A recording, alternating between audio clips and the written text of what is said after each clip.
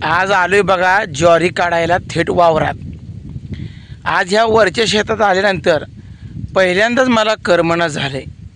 याचं कारण असं आहे की सगळी जनावरं घरी गेली म्हणून हे मला माळ वसाड वाटायला लागले बघा। कसं आहे, मला जेव्हा ह्या पेपरने खाली मसरं बसलेली दिसायची ना तेव्हा मला खूप आनंद व्हायचा आणि वाघरामध्ये करडाची पिल्ली वरडायला लागली की इकडं माझं मन भरून यायचं। पण आज हा सगळं वातावरण भाकास झालंय राव। घरी काय करडाशनी नव्हतं म्हणून हवा वावरात आलोय ज्वारी काढायला। मी हो म्हणलं कवळा दोन कवळं, पण काय माझी आज ही ज्वारी काढायची सुद्धा इच्छा होईना। माझा सगळा कंठ दाटून आलाय। का? जिथं जनावरं तिथं बरं वाटतंय, जिथं जनावर नाही तिथं रानात प्रवेश सुद्धा करू वाटत नाही, अशी माझी अवस्था झाली। खरंच जनावरांमुळं आपल्याला शोभा आहे, जनावरांमुळं आपण माणसात आहे आणि खरंच सगळ्यात भारी आणि मालकाशी प्रामाणिक राहणारी फक्त ती जनावरच असतं। माणूस कधीच माणसाशी प्रामाणिक राहत नसतोय, कारण का माणूस सतत बदलत असतोय, कोणाला तरी फसवत असतोय। पण इमानदारी ही फक्त जनावरांमध्येच आढळून येते। खरंच आज कसं तरी वाटायला लागले।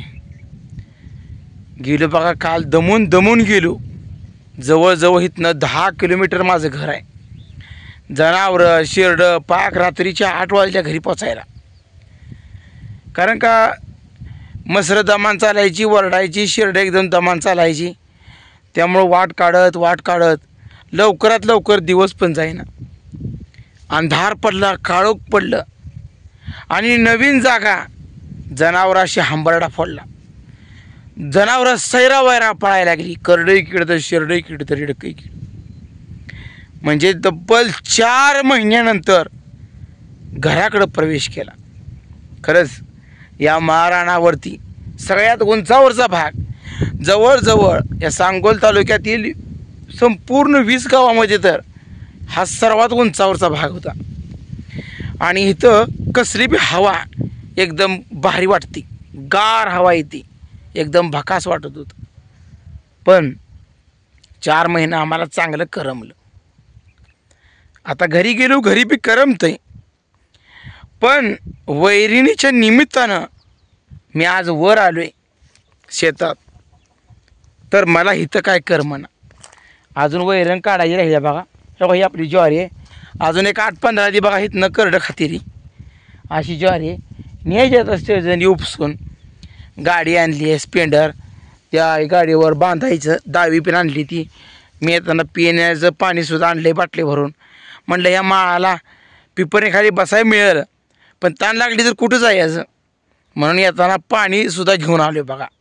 काय करायचं, सगळी सेवा करून यावं लागतंय।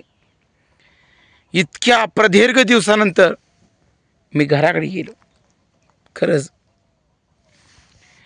वावरात राहायला, वावरात खायला, वावरात जेवायला खूप मजा येते राव। आणि असं शेतामध्ये जेवण करायला कोणाच्या बी नशिबात नसते। आज आपण बघतोय किती धाकधूक आहे, शहरात इतकी गर्दी वाढलेली आहे, चांगलं प्रदूषण, सगळं प्रदूषणच आहे, चांगली हवाच नाही। म्हणून मी तुम्हाला सांगतो, खेड्याकडे चला, झाडं लावा। जिथं झाडं तिथं माणसं, आणि जिथं झाड तिथं करमतं।